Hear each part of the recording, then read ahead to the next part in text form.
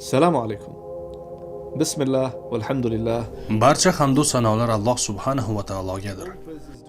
Biz undan yordam so'raymiz, undan mag'firat tilaymiz va biz payg'ambarimiz Muhammad sallallohu alayhi va sallamga hamda qiyomat kunigacha u zotga ergashganlarga salovat va salomlar yo'llaymiz.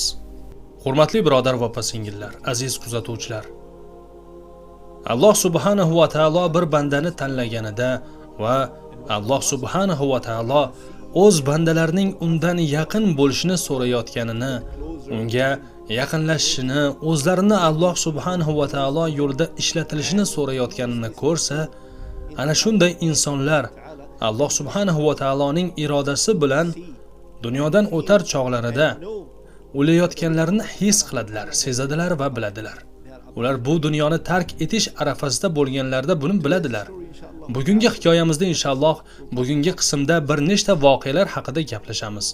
Bu voqealarning barchasi Shayx doktor Xolid Jubayr tomonidan guvoh bo'lingan va aytib berilgan.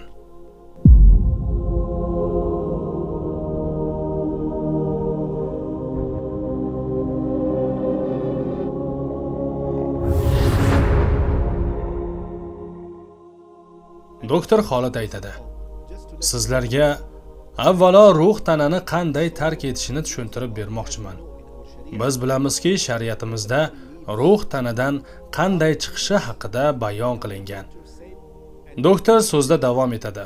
U ishlaydigan shifoxonada bir voqea sodir bo'libdi. U aytadi: Men bemor bilan bir xonada edim. Bemorning otasi ham u yerda edi. Ya'ni o'g'il yotoqda betob yotibdi, otasi esa yonida turardi.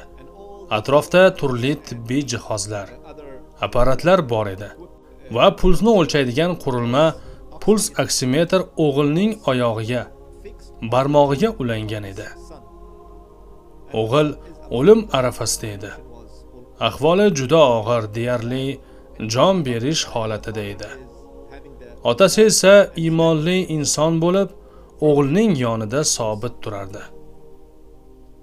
To'satdan EKG apparat, ya'ni yurak urishini ko'rsatadigan apparat, kislorodni o'lchaydigan qurilma, ya'ni puls oksimetr ham to'xtab qoldi. Barcha apparatlar ishlashdan to'xtadi. Chunki o'g'il endi vafot etgan edi. Otasi esa o'sha yerda xotirjam turardi. U bu Alloh subhanahu va taoloning taqdiri ekanini bilardi, lekin u doktor Xolidga shunday dedi: "Iltimos, shu puls oksimetrni olib, oyog'iga qo'yib bera olasizmi?" dedi. Doktor bundan hayron bo'ldi. U aytadi: "Men bunday so'rovdan hayratda qoldim.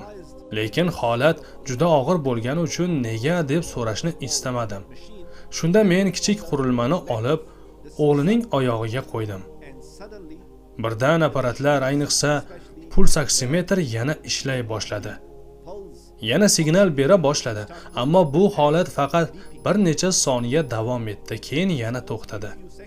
Otasi yana doktor Xolidga: "Iltimos, puls oksimetrni soniga qo'yib bera olasizmi?" dedi. Shunda u uni soniga qo'ydi va yana apparat ishlay boshlaganini, signal berayotganini ko'rdi. Lekin bu ham faqat bir necha soniya davom etdi. So'ng yana to'xtadi. Otasi yana: "Iltimos doktor, uni qorniga qo'yib bera olasizmi?" dedi. Shayx, ya'ni doktor Jubayr uni qorniga qo'ydi. Qurilma yana bir necha soniya ishladi. Signal berdi va yana uchdi. So'ng otasi: "Bo'yniga qo'yib bera olasizmi?" dedi. U bo'yniga qo'ydi. Qurilma yana biroz vaqt ishladi. Signal berdi, keyin yana to'xtab qoldi.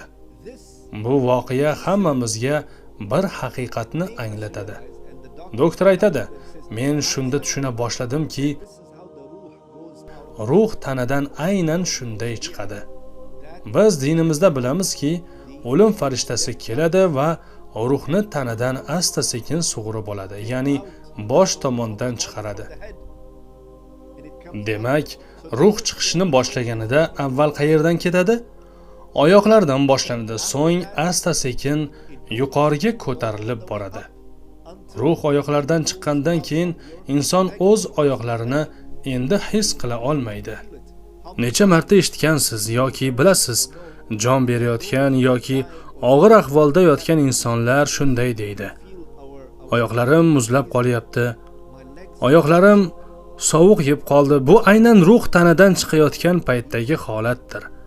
Hadisda aytilishicha, ruh asta-sekin yuqoriga ko'tariladi.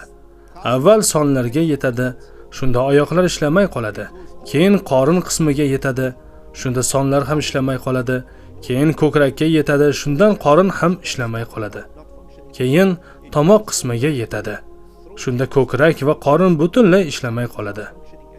Shundan so'ng sakaratul mavt, ya'ni jon berishning eng og'ir lahzalari keladi.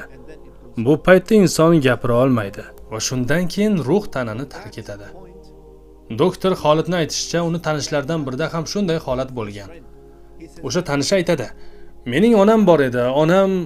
Onam ham aynan shunday vafot etdi va o'zining ketayotganini, ya'ni bu dunyodan o'tayotganini sezgan edi." Voqea nima bo'lgan? U aytadi: "Bir kun uyga keldim. Onam pastki qavatda yashardi, men esa yuqori qavatda. Uyga kirib onam bilan ko'rishdim va keyin yuqoriga chiqib ketdim.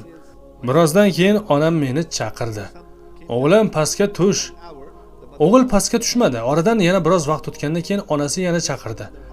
Ha onajon, nima yordam bera olaman? Onasi, iltimos shu yerda o'tirib Qur'on o'qi.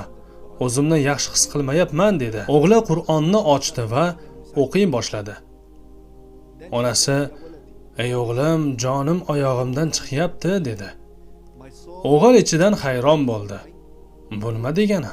Onam nima deyapti o'zi? Onasi yana, o'g'lim, jonim chiqyapti. Ona, hech narsa yo'q. Unday demasangiz-chi, deydi o'g'li. Birozdan so'ng onasi yana, o'g'lim, jonim chiqsa u qaytib kelmaydi deydi. O'g'li javob bermasdan Qur'on o'qishda davom etdi. Onasini charchagandir deb o'yladi. Onasi yana, ey o'g'lim, jonim oyoqlarimdan chiqib bo'ldi dedi. Endi jonim sonlarimga yetyapti. Sonimga yetdi. Endi jonim qornimdan o'tyapti. Ey o'g'lim, endi jonim ko'kragimga yetdi. Ashhadu an la ilaha illalloh va ashhadu anna Muhammadar rasululloh. U so'nggi kalimalarni aytdi-yu yiqildi. Subhanalloh. Tasavvur qiling, bu oddiy gap emas. Bu oddiy hol emas, bu darajaga har kim ham yeta olmaydi. Bular shunday insonlarki, Alloh ularni to'g'ri yo'lda sobit qilgan, iymonini mustahkam qilgan.